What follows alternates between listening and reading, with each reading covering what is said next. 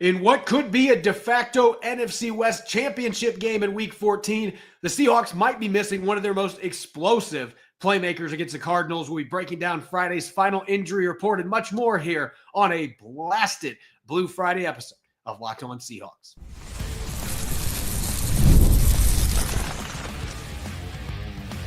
You are Locked On Seahawks, your daily Seattle Seahawks podcast, part of the Locked On Podcast Network. Your team every day.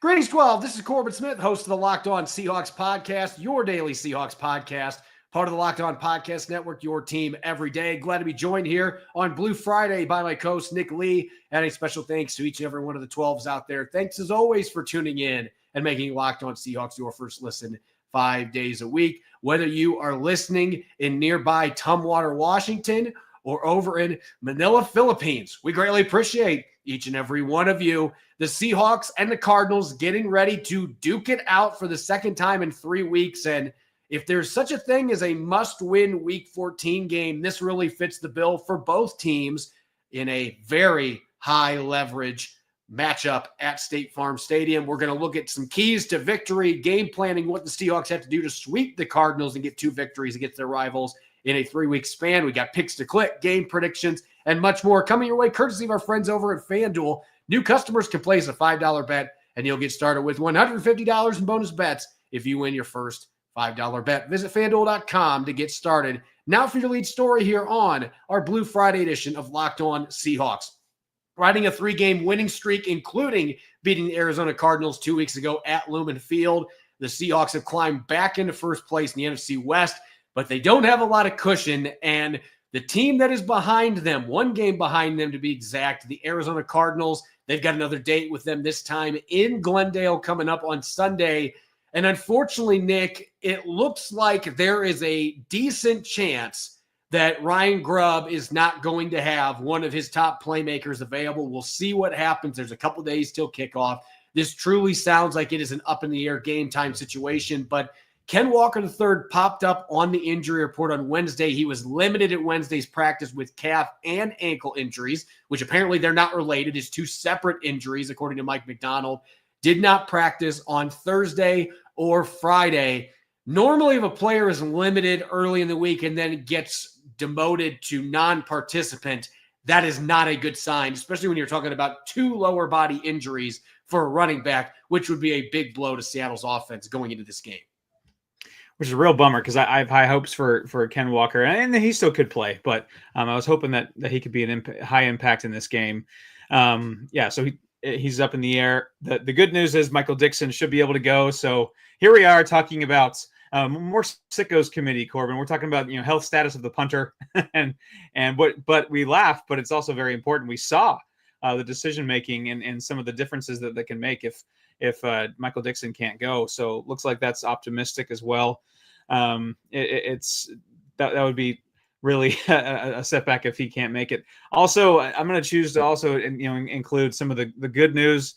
Uchenna Nwosu possibly returning as an impact player and coming in this holiday season in December. That's more exciting to me than getting my son the Boba Fett action figure he's looking for. He's very excited about. He loves all the accessories he's got. But I think Uchenna Nwosu's got a lot of accessories too that he can add to the table here for the Seahawks down the stretch run. So that'd be a nice little gift under the tree these last few weeks of the season for the Seahawks to get Nwosu possibly back. I know he's going to be kind of eased into it a little bit. So I'm not saying he's going to get 70 snaps and 3 sacks in this game, but it'll be nice to get him going. With Ken Walker, the run game really hasn't really worked a lot anyway. The Seahawks, I think, can weather that. It would be really nice. It's one of those games, Corbin, where you really just need all your horses in the stable because I love playing with the NFL playoff machine. And this, no matter how many scenarios I kind of cook up, it really comes down to this game. I've had them losing to the Packers and beating the Vikings, vice versa. Beating them. Whatever it is, it seems to come down to this game as a huge, huge swing in where the Seahawks go. So it'd be a real bummer if you don't have your top running back. But overall, it could be a net positive for the Seahawks in the injury front. Yeah, getting Nwosu back is a big deal, and I've been talking about this week. There are some fans wondering, how do you mix him back in with how well the defensive line's playing? And my answer to that is easily and with a smile on your face.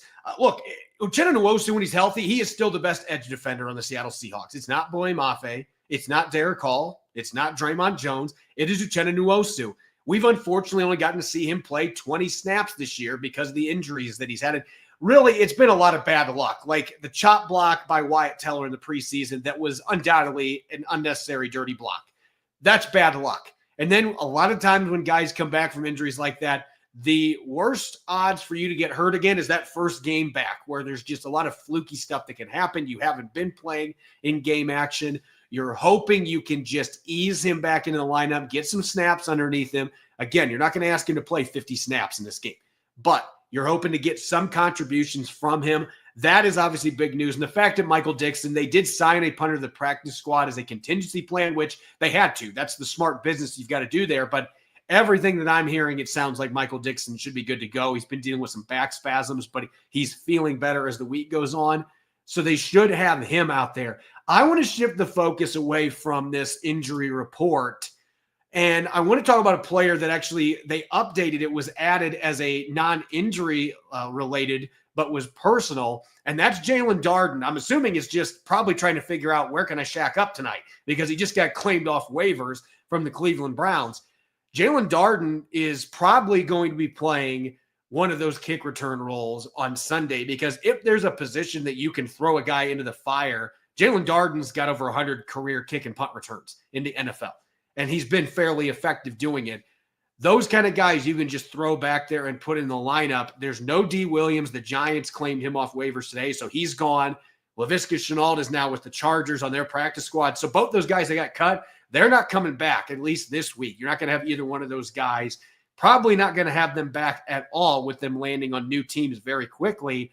So the onus is going to fall on Darden, most likely, alongside either Kenny McIntosh and Tariq Young to handle that. But that is a huge storyline going into this game that it isn't injury related, but it's roster move related. And Darden being announced late yesterday, that hasn't been something we've had a chance to break down. But one thing I'm excited to look, I'm knocking on wood while I say this, 12s. I'm not trying to jinx anyone. But Jalen Darden has over 100 kick and punt returns in his career, and he's never muffed a single kicker punt. And I look back at his college numbers. He had one his entire college career at North Texas. So keep your fingers crossed, as Nick is doing on the screen there. But I think that this is a really good maneuver here just to try to get some stability back there where clearly there were just too many mistakes with their kick returners. There had to be some accountability on that front. I actually like that, Mike McDonald's not taking that lightly.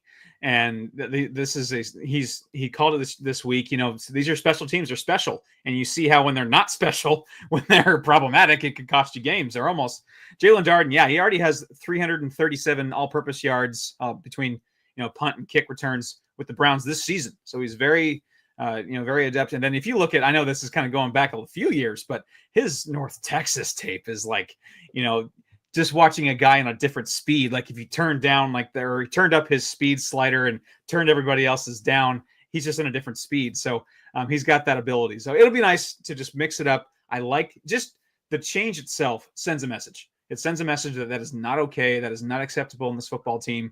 And hopefully that'll lead to better results. Yeah, and I think Seattle was hoping D. Williams was going to end up back in their practice squad because I think that there's still some internal confidence that they could get his ship righted. But Chenault's mistakes, you have two muffed kicks, and one of them you ended up losing in that game at New Jersey. You had Williams fumble. He's had several muffed kicks throughout the course of the year. It should have been one extra that they didn't review correctly in the 49ers the first game. So there were just too many mistakes. And you got to give Mike McDonald credit because he did it at linebacker. Hey, you're not playing up to the level I want. Swapped out both guys. Linebackers are playing pretty well. Offensive line, Christian Haynes, you had your chance, but we're not going to give you a chance to start here. We're going to just put Satoa Lamea in instead because he has earned that opportunity more on the practice field. Lamea flashes in his first start a week ago, and I'm excited to see what he does in this game against Arizona. The accountability measure, it's on overdrive. And listen, if it doesn't work and you put in subs that don't play well, that's a way you can quickly lose your team. But so far, all those buttons he's pushed, Josh Jobe for Trey Brown being another one, all those buttons he's pushed have worked out magically. that can work wonders with culture in the building because the players know, hey, if he makes this move, it's because he has a good track record. He knows who to put in there. It's going to get the job done. So I'm hoping to see that happen now on kick and punt returns. I would expect Darden's going to be returning punts too, because that's what he mostly did for the Cleveland Browns this year. Previously with the Buccaneers, he is a dynamic punt returner. So you're hoping that he can come in here and he can provide a little bit of juice to a return game that's really struggled as of late. When we come back, we've got this big rematch coming up on Sunday at State Farm Stadium. How can the Seahawks pull off a season sweep on the Arizona Cardinals? We will have our weekly game plan on offense and defense. That's coming up next year on our Blue Friday edition of Locked On Seahawks. Nothing delivers comfort and joy quite like the unrivaled quality and taste of Omaha Steaks. This year, skip the holiday hustle and bustle and save 50% off gourmet gifts site-wide at omahasteaks.com. Plus, get an extra $30 reward card when you shop early and score an extra $30 off with the promo code NFL. With 5 generations of experience, they consistently deliver the world's best steak experience, and getting gifts from the gift experts at Omaha Steaks, they've made it easy to deliver the perfect gift with thoughtfully curated gift packages starting at $89.99. From legendary steaks to mouth-watering desserts and more, save 50% off site-wide at omahasteaks.com. Plus, our listeners get an extra $30 off with the promo code NFL and a $30 reward card when you shop early. That's 50% off at omahasteaks.com and an extra $30 off with the promo code NFL. Minimum purchase may apply.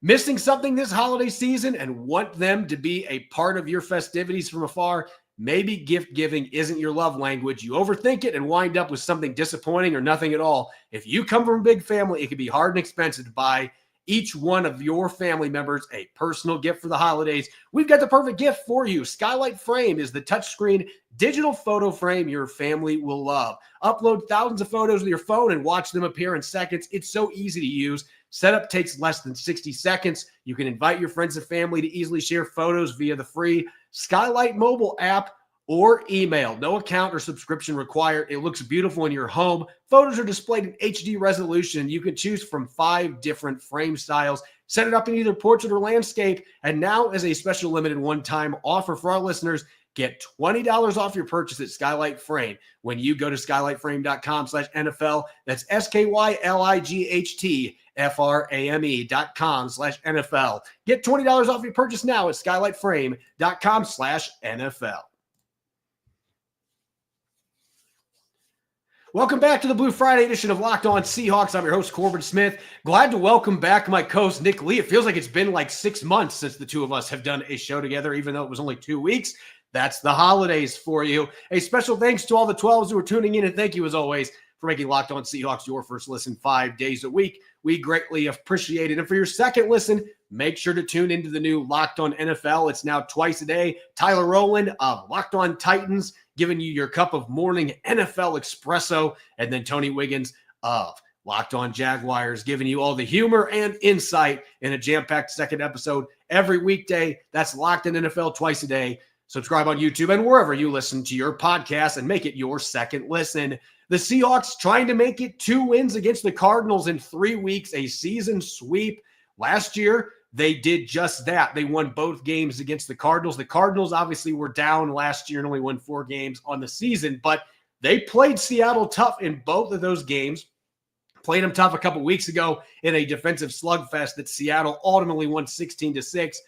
To get a win on the road, Arizona is obviously going to be as desperate can be. With 2 straight losses, they need this badly, but the Seahawks should be pretty desperate too because of the leverage this game carries for both teams' playoff chances in general. Nick, for the Seahawks to get this done, and I think it's fascinating when you have 2 rivalry games this close together because not that much has really changed. There's maybe a few personnel changes here and there, but these are generally the same teams we saw play each other 2 weeks ago.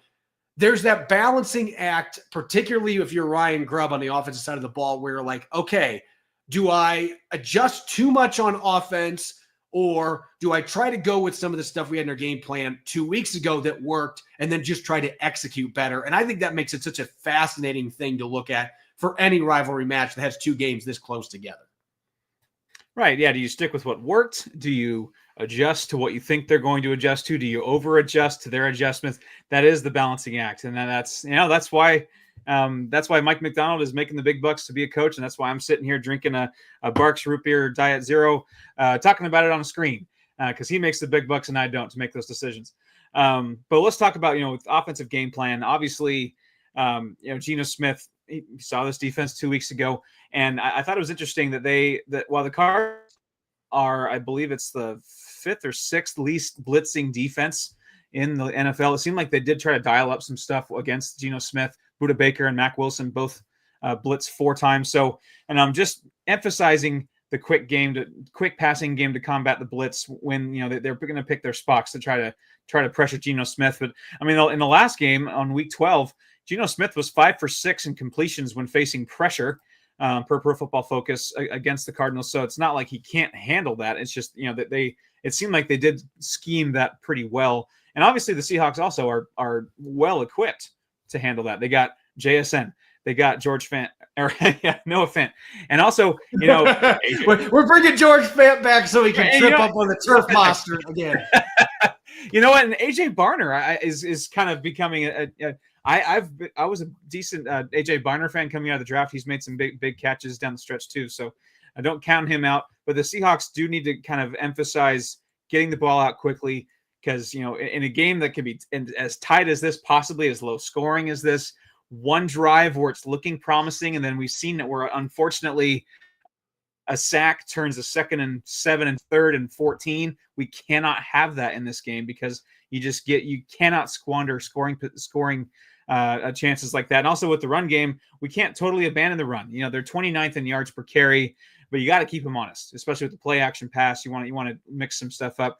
Whether it's Zach Charbonnet or Ken Walker, you cannot abandon it. You got to get creative with some run concepts, mix it up with power, counter, things like that. But this is not a game where you can totally abandon it. Even there's a balancing act. And I think Ryan Grubb is getting better at this, where you don't want to keep banging your head against a brick wall that's not going anywhere, but you definitely can't ignore it and go and make yourself one-dimensional, immediately upon the first sign of adversity. Yeah, they've got to get the quick passing game going. At least you have to eliminate all of these long developing routes that we have seen way too many of the last couple of weeks with the offensive line the Seahawks have. This is not to say you can't take downfield shots, because that would be working against your personnel. You still want to be able to take those shots. But one of the ways you can set that up is getting the ball out quickly. And it feels like the Seahawks have had too many routes where Geno Smith has had to hold on to the ball longer just because of the routes that he's got, or he's only got 3 receivers running routes because they've got max protection in, and they're still getting pressure on him. So they've got to get that quick passing game going. And listen, as I mentioned a moment ago, it's only been 2 weeks since these teams played. If I'm Ryan Grubb, I'm not looking at what we did in that game and saying, they're gonna make adjustments. Let's completely retool my game plan. Hell no. Run your gap runs. That is where the Seahawks have had success the last couple of weeks. In that second half against the Jets, and listen, I think the Jets have a better defensive line than the Cardinals, and I think their linebackers are very comparable, at least without C.J. Mosley. If Mosley's playing, maybe the Jets are a little better than the Cardinals linebackers. You could run the football on this team with that downhill gap game. And look, Satoa Lamea is a second start. Maybe he'll struggle against Arizona. We don't know. But I was encouraged by the fact they were getting some push with their offensive line in the run game in that second half last week on the road in New Jersey.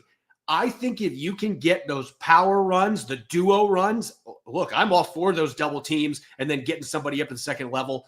They were doing that really well the second half last week. Counter runs, get that gap run game going. And I think you can have a lot of success getting this run game going. Arizona's been the best run defense in the league since week 9, but they were god-awful before then, and they haven't really had many personnel changes. You can still run on this team. You've just got to get that gap game going, and I felt like there were some opportunities 2 weeks ago that could have gone for big yardage, and they just didn't quite have enough blocking up front. If you can execute better, I think they can get their run game going, and that also is going to help with some of those downfield throws opening up. Right. And also what, converting short yardage. I mean, I'm not saying the Seahawks need to be, the fighting Detroit Dan Campbells. But they were, they're rolling the dice at every turn, which seems to be working out for them. But they do need to convert those short yardage situations and taking advantage of staying on schedule. You especially if you can get into a 3rd and 2 kind of situation, you cannot squander that. You got to convert, because this is a game, yet like I said, I expect it to be fairly low scoring, fairly slugfesty, like the first one was. So if you get yourself in optimal position to convert, you got to do it on 3rd downs in the red zone. I say in a game that's, a de facto playoff game, I'm going to consider this one, maybe go for it 1 or 2 more times than you normally would, maybe on a 4th and 2 or a 4th and 1. When the situation calls for it. Maybe this is not the time to be super conservative when the division might be on the line. Obviously, there's some line left in the water after this, but this is a game you have to have if you have visions of hanging that NFC West championship banner. And so, converting those short yardage opportunities and maybe even rolling the dice 1 or 2 more times than you normally would. Looking at the defensive side of the ball, I feel like there's always a common theme when you're playing the Arizona Cardinals. And look, I think Kyler Murray is a very good quarterback. I am not docking him for that. This is a guy that could very easily come out Sunday and have a big game if you allow him to do the things that he is good at.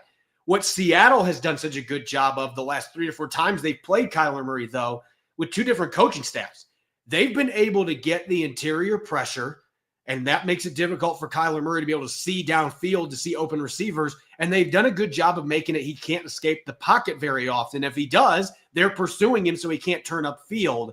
So those are always going to be keys to me when you're talking about these teams playing against each other. So I think Seattle's got to be cautiously aggressive, if that makes sense, from an edge rushing perspective. You still want to be aggressive trying to get after Kyler Murray, but you also cannot give him those lanes that he can get outside of the pocket. And you got to slow down the run game enough that you are able to get that interior pressure and you are able to get the job done, get after Kyler Murray that way as well. To me, if you can do those 2 things, this is an offense that can be relegated to being pretty ineffective quickly, just because Kyler Murray's size does create some flaws that he can't overcome if you schematically make it that he can't see over the line or he can't get outside to find receivers. And with the Seahawks, the first time, whatever they did that time, do that again. This might be a time where you maybe don't go crazy with the changes in your game plan, because the Seahawks held him to just the 3rd time this season that Kyler Murray's been held under 10 rushing yards. He only had 2 official rushing attempts, just the 3rd time this season that's happened. So clearly the Seahawks made him uncomfortable trying to run around and trying to create chaos. The Seahawks did very well. I mean, that pick 6 by Kobe Bryant was kind of just indicative of what the Seahawks were doing. You had Devin Witherspoon crashing off the edge and just creating havoc and making him make that bad play. And that's kind of where my last point is here on defense. Is I like my 2 boys love Where's Waldo. We have about 4 Where's Waldo books. It's a lot of fun. I think that you got to make the Cardinals play Where's Waldo with Devin Witherspoon. Witherspoon, I mean, he doesn't need to dress in red and white. That's the Cardinals colors. That'd be kind of weird.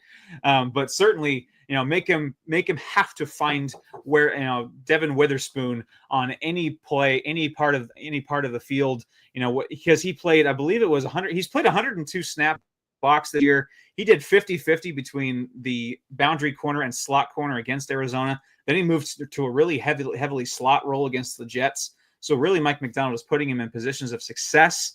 And I think that needs to continue here against the Cardinals again, because he's got the athleticism and the IQ to really make Kyler Murray pay for mistakes and, rush him into mistakes. So make them try to find Devin Witherspoon and move him around, make him hard to find. He's wearing the same color as the other Seahawks. He's not wearing the Waldo costume. So make him hard to find and make him difficult to stop in those bad matchups. And that's what the Cardinals are going to do with Budda Baker, and that they've done such a good job with the former Washington safety in that regard. And Geno Smith's got to know where he's at every single place. So take advantage of having a Swiss Army knife that is extremely talented like that. I'm in full agreement. I think it can make life a lot more complicated for Kyler Murray and Arizona's offense in general if you're moving him all over the place and making it really tricky to know where he's going to be from snap to snap on defense. When we return, we've got our weekly picks to click and game predictions that'll be coming up next here on our Blue Friday edition of Locked On Seahawks. This episode is brought your way by Ice Shaker. I know you're like me and your holiday shopping list is, let's just say it, far from complete. If that's the case, I've got the perfect gift for the passionate sports fan in your life. Perhaps you've heard of Ice Shaker. Ice Shaker is now officially licensed with the NFL, NHL, NBA, NCAA, and MLB, and it makes the ideal gift. It was created and used by the Gronkowski brothers. Ice Shakers has sold over 1 million bottles. They've changed the game with workout bottles, and this is the gift you've been looking for.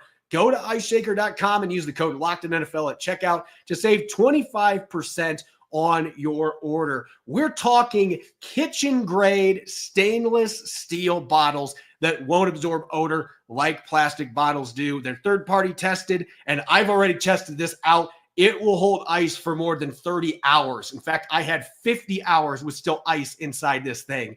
These Ice Shakers are incredible. And oh, by the way, as you can see here, fully customizable with the team of your choice. Order your team branded bottles today at iceshaker.com and use the code LOCKEDONNFL for $25 off your first order. Ice Shakers, show your support for your teams with the best branded workout bottles on the market.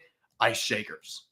Get ready to tackle all the NFL action here with 5 games left in the 2024 season with FanDuel, America's #1 sportsbook. Right now, new customers can bet $5 and get $150 in bonus bets if you win. The FanDuel Sportsbook app gives you everything you need to place live bets in the NFL all in one place. So when you get a hunch in the middle of the game, you can check out the latest stats, live play-by-play, and so much more on the same page where you place your bets. You can bet on everything from DK Metcalf scoring a touchdown against the Cardinals on Sunday, or Jackson Smith-Njigba being the first player with a 30-plus yard reception. Just visit FanDuel.com to join today. You'll get started with $150 in bonus bets if you win your first $5 bet. That's FanDuel.com. Never waste a hunch and make every moment more with FanDuel, an official sportsbook partner of the NFL. Welcome back to the Blue Friday edition of Locked On Seahawks. We're here in Week 14. I'm your host, Corbin Smith. Glad to be joined by my co-host, Nick Lee. And a special thanks to all the 12s who are listening in. Thank you, as always, for making Locked On Seahawks your first listen 5 days a week. We greatly appreciate it. The Seahawks looking to extend their NFC West advantage. They're up a game on the Cardinals and Rams right now. Arizona looking to even the score and eliminate that tiebreaker disadvantage from losing to the Seahawks 2 weeks ago. Seattle's got to go down to Arizona, and this is a game with major playoff implications for both these teams, and really the NFC West in general. Seattle can have a big step forward towards winning this division for the first time since 2020 if they can find a way to pull off the sweep. Let's get to our weekly picks to click, and I don't know, Nick, we pick these right before the show every time that we are gearing up just to kind of put each other on our heels a little bit, I guess, but I don't know that we have ever picked 2 players at the same position without knowing who's going to start. But that is what happened here at the running back position, because as you mentioned the first quarter, you've got an inkling that Ken Walker III is going to be able to play after having a few more days of rest. And you don't think he's just going to play. You're expecting a big game from K9. Yeah, obviously this is totally dependent on him playing, which seems like a coin flip at this point. Still hasn't been ruled out, hasn't been, for sure said he was going to play. If he does play, I like him a lot in this game. I know that the Seahawks have had trouble with the run game, but I like him in the passing game too. He had a really, he started to show some signs of kind of breaking out. I think he had 4 catches for 52 yards in that game against the Cardinals 2 weeks ago. So, even if he doesn't run for 80 to 100 yards, making an impact in the passing game too. In fact, I'm going to go bold. If Ken Walker does play, which is a big if, and if he's healthy, I'm going to go 2 touchdowns. I think he gets a rushing touchdown and a receiving touchdown. Call me crazy. I know the Seahawks have had, trouble getting in the end zone consistently this year. So calling for Ken Walker himself to have 2, maybe it's because he's in my fantasy playoffs. That could be another thing, but that's for another time. I need Ken Walker to get two touchdowns here, but I'm going to manifest Ken Walker III getting a rushing and receiving touchdown. I liked what I saw from him in the passing game against Arizona 2 weeks ago. If he's healthy, I think he can make that impact again. Yeah, I'm going to go with the guy that I think is going to be starting on Sunday, and that's Zach Charbonnet. And this goes back to what I was discussing in this last segment, and really earlier this week. This is the first time you listen to the show when you're not on as a co-host, Nick. I mean, how down on this run game that I've been for like 3 months. Like, it has been extremely hard for me to watch the Seattle Seahawks run game and have anything positive to say.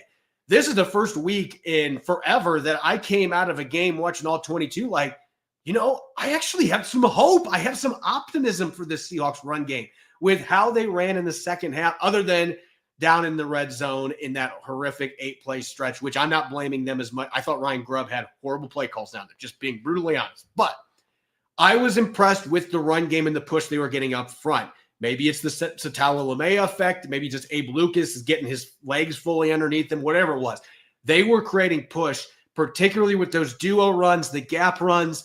Zach Charbonnet is a gap runner. He is a downhill, no nonsense. I'm going to hit the hole hard. I'm going to run over somebody. That's his style. I think what Arizona is going to give the Seahawks in this game, or what I believe the Seahawks can do successfully, those gap runs, I actually think Zach Charbonnet might be a better fit for this particular game just with his running style. So I'm going to go Zach Charbonnet getting over 90 rushing yards, and I'm going to have him scoring not 1 but 2 touchdowns. You and I are both the same tangent. And listen, there is a track record here. The 2 games Charbonnet started earlier this year against New England and Miami, he scored 3 touchdowns in those games and rushed for 132 yards. He is capable of doing it. I think Charbonnet is going to be the guy. I think Ken Walker III, they're going to hold him out. And I think Charbonnet is going to be the guy. And I think he's going to have a really good game. He played well in limited action last week. The gap runs fit his style better. Let's get to the defensive side of the football now. And Nick, it's crazy because you were talking earlier about that Devin Witherspoon effect, but you may or may not have a different pick to click than Devin Witherspoon.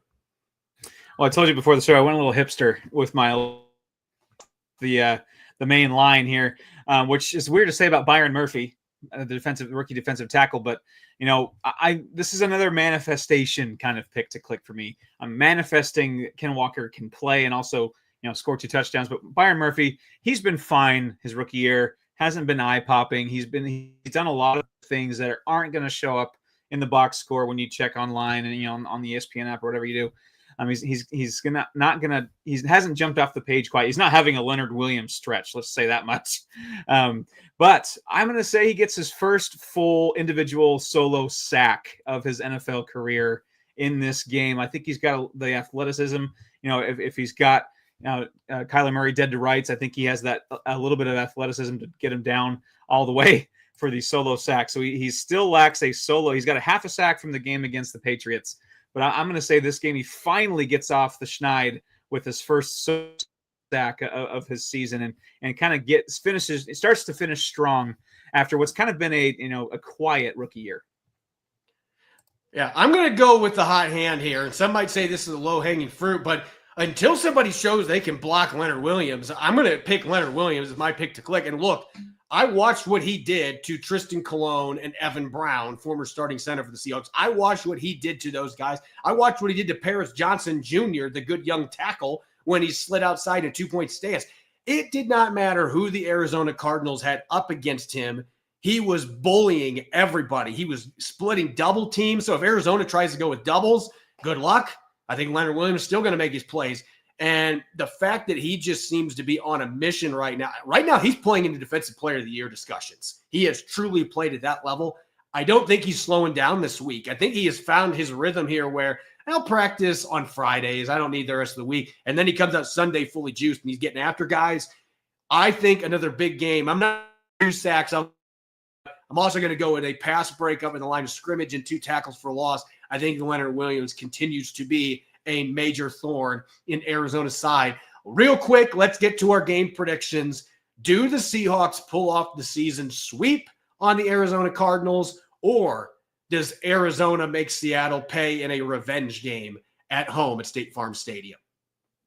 Man, it's so hard to sweep divisional opponents. It's even harder to do it in two times in 3 weeks. This division kind of feels like it's on the line, going to be close, going to be another slugfest, probably even closer than the first game was. The Seahawks have actually won the last 3 games in Arizona. I was actually surprised to read this, Corbin. They're 9-1-1 in their last 11 games at Arizona, which actually shocked me because we kind of view that as a little bit of a house of horrors, but I know it's for different reasons besides them losing all these games. So 9-1-1, I like this record in Arizona. The building can get weird. There's a weird energy because there might be more Seahawks fans there than the Cardinals. There, at least might be 50-50 or something. The Seahawks fans will show up to the desert. There's no doubt about that. The Cardinals will not go gentle into that good night. It's going to be close, but I do think the Seahawks pulled out 22-17 and kind of a weird, maybe a late score wins it kind of game.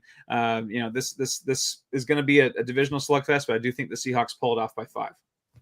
I think the fact they're going to be playing indoors and you're not going to have the wind or the rain elements, I do expect there to be a little bit more offense in this game. And I think it favors Seattle. I just think they have a more potent passing game than what Arizona does with Metcalf, Lockett, Smith and Jigba, Noah Fant, all those guys being healthy. I think with the weather elements being taken out, I think this is a game Arizona's going to have a little more success throwing the ball and running the ball. I think Seattle's going to have more success moving the ball downfield.